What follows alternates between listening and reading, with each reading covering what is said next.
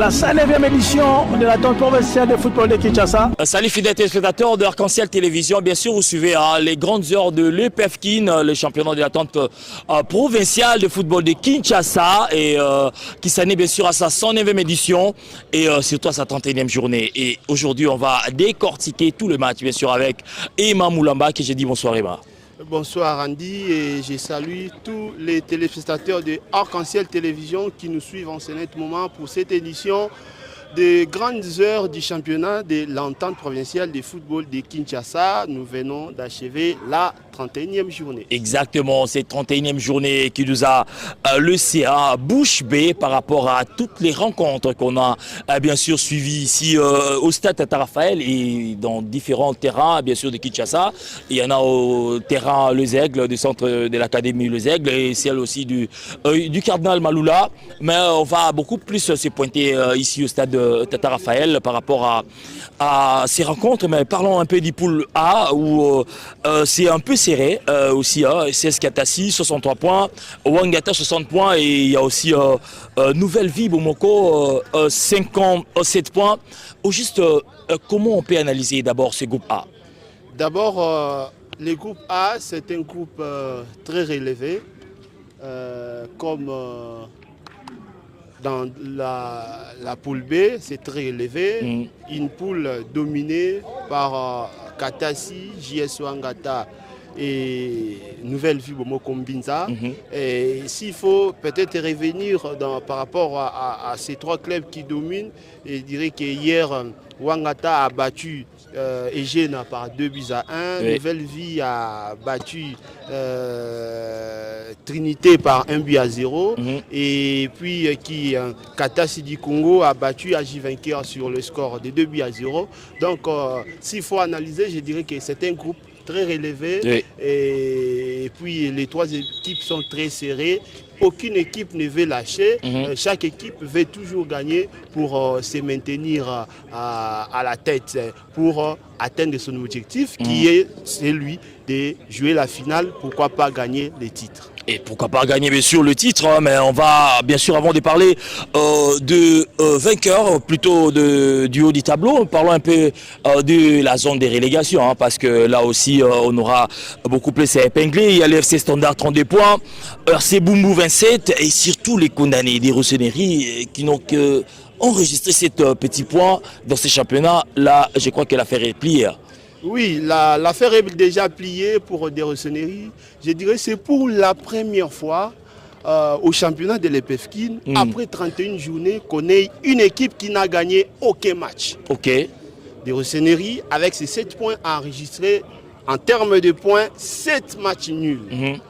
Donc c'est pour la première fois. Mais c'était aussi un nul de but parfois aussi, il marquait. Hein. Oui, ça marquait, mais ce n'était pas. C'est une équipe moins performante, par rapport à, parce que moi je connais cette équipe depuis la 3e division. Ok. Des Rossonneries, c'est une équipe. On peut dire que c'est une académie. Oui. Qui a son président en Italie. Il y a des gens qui gèrent cette équipe ici à partir de Kinshasa. Donc, pour l'instant, cette équipe est déjà condamnée, quels que soient les efforts qu'elle peut fournir, mais l'équipe est déjà condamnée, elle est déjà reléguée. Et voilà, donc il faut savoir beaucoup plus que la relégation est beaucoup plus condamnable pour cette équipe, bien sûr, de Rossonneries pour 31 match joué. Mais dis-moi, Emma Moulamba, parlons un petit peu de CS Katassi, pour cette équipe de CS Katassi qui mène la danse, mais suivi de Ouangata. La bataille reste dure entre les deux équipes, bien sûr. Et il y a aussi une Nouvelle Vie qui est à 57 points. Mais est-ce que Katassi peut tenir la danse jusqu'à la fin? Bon, les CS Katassi, une équipe qui vient à peine de monter à l'EPFKIN, qui vient à peine de monter au championnat de l'entente provinciale du football de Kinshasa, après son sacre au championnat de la D1 de Lukunga. Cette équipe est en train de surprendre presque tout le monde. Après que la joué sur Ouangata ait dominé presque toute la grande partie de la phase allée du championnat, à un certain moment, et c'est Katasi qui vient renverser la tendance, qui tient tête. Moi, je pense que si vous regardez cette équipe, c'est une équipe qui a des joueurs talentueux, de jeunes, et puis qui a un président qui met beaucoup de moyens.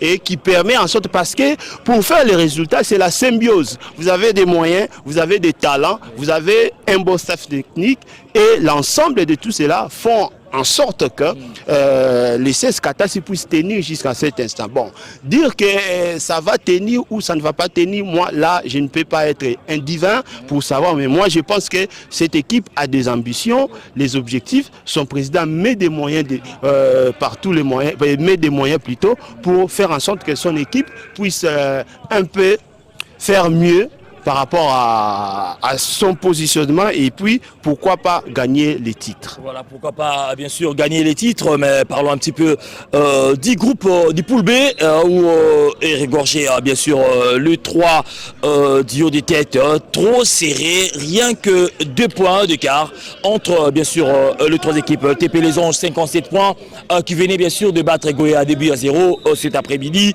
et il y a l'RC Promesse 56 points, la JMK 57 points, c'est vraiment serré. Est-ce que dans ces poules B, il n'y a pas un danger qui surgit entre les 3 équipes? Bon, le danger est là. Vous remarquerez que les TP Les Anges, 57 points, RC Promesse, 56 points, JMK, 55 points. Donc il n'y a que 2 points qui différencient on peut dire, les premiers et les 3e, 2 points de différence. Les premiers et le 2e, 1 point de différence. Le 2e et le 3e, 1 point de différence. Donc, il y a un danger permanent qui est là. C'est-à-dire quoi? À chaque fois que l'une des équipes perd et que l'autre gagne, il y a déjà une différence qui se crée. Donc, le danger ici, c'est d'éviter de perdre pour les 3 équipes. Et puis, si vous remarquez, la JMK vient à la 3e position. C'est comme le 3e larron. Une équipe aussi qui vient à peine de monter cette saison.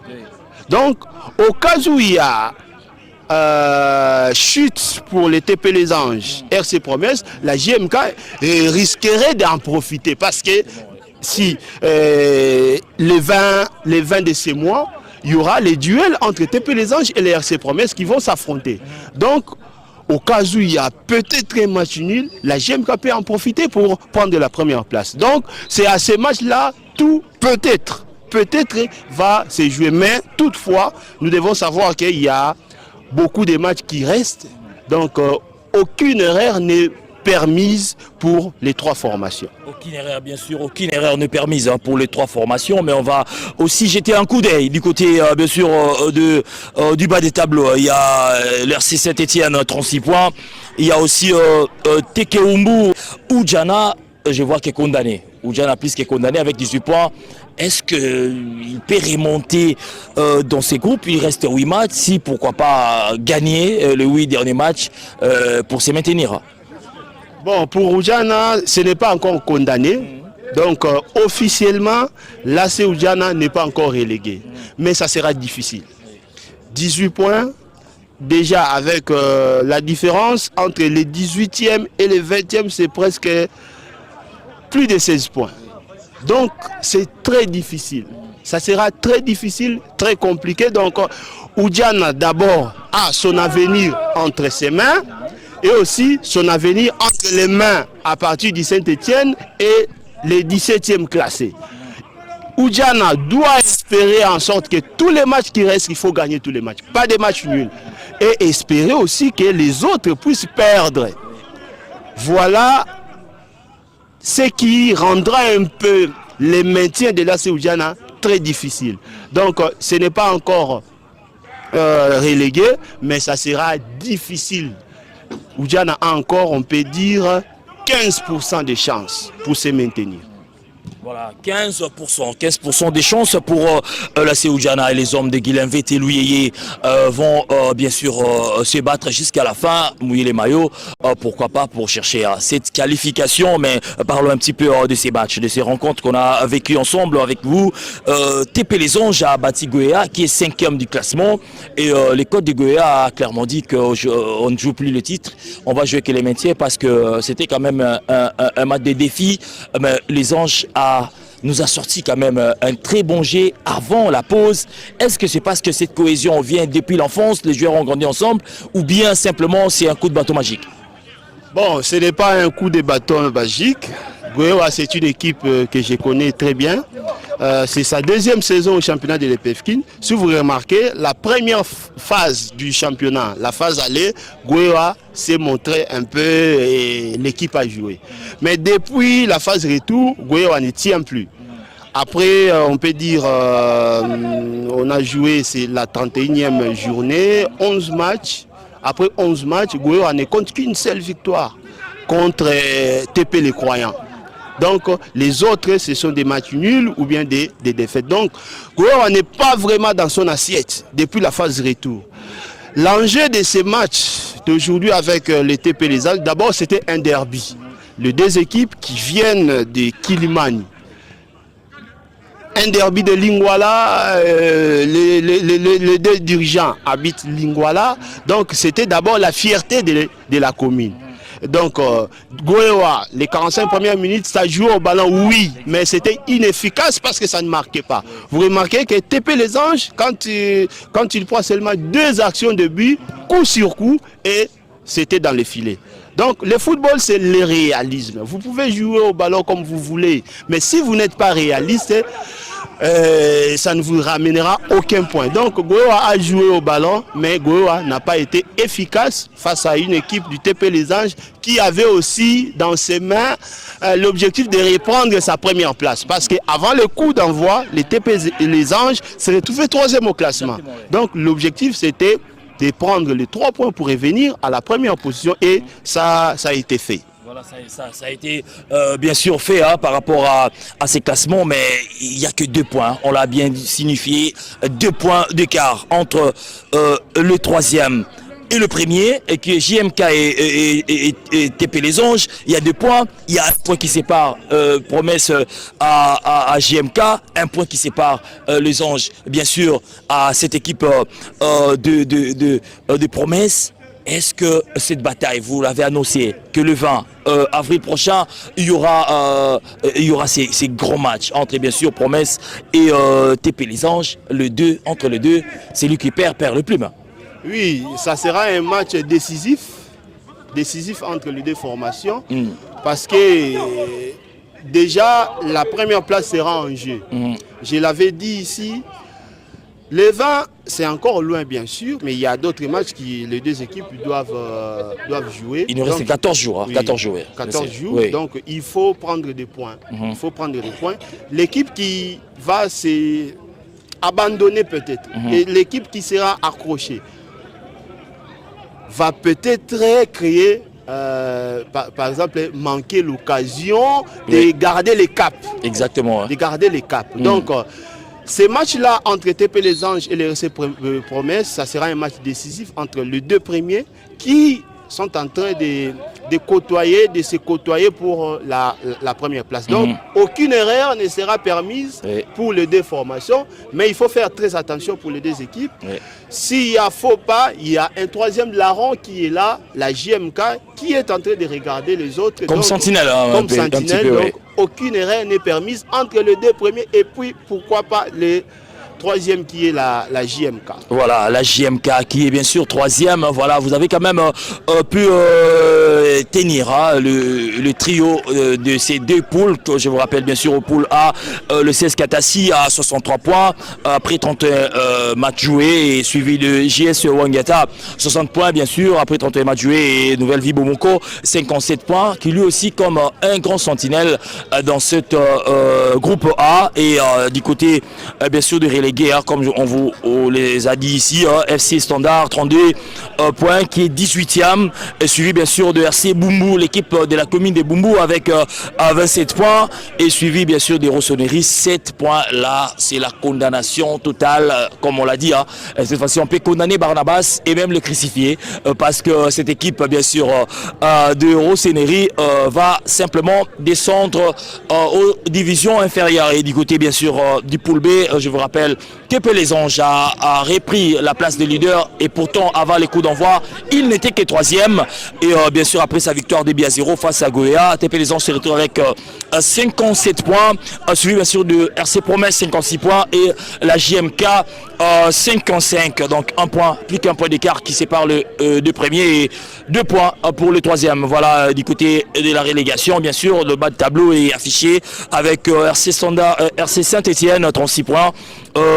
Tekeumu, là c'est Tekeumu avec 34 et là c'est Oudjana 18 points. Alors Imam Moulamba, on se projette déjà pour la 32e journée qui s'approche rapidement et les styles a changé hein, parce que la 30% de football de Kinshasa, seul le championnat qui respecte le calendrier correctement, ça va se jouer, peut-être pas grand chose, mais du moins il faut maintenir le cap.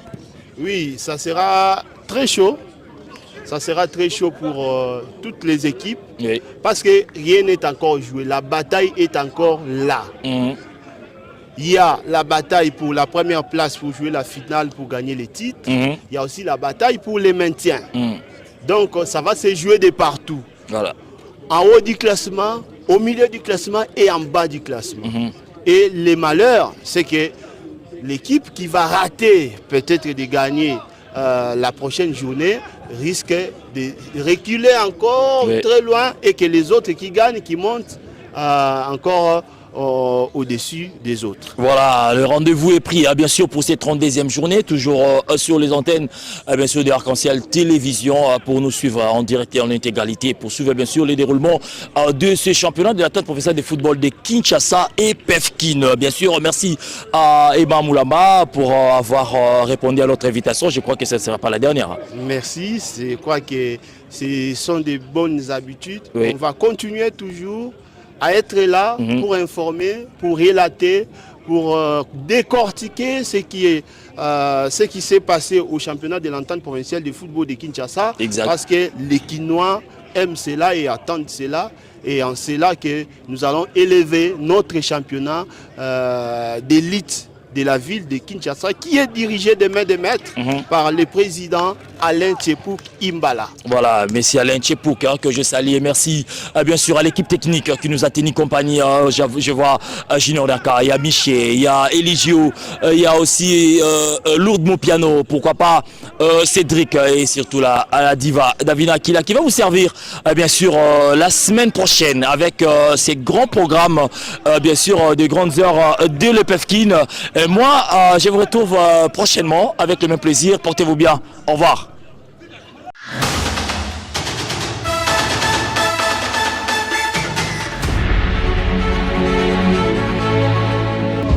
C'est la 109e édition de la Tente provinciale de football de Kinshasa.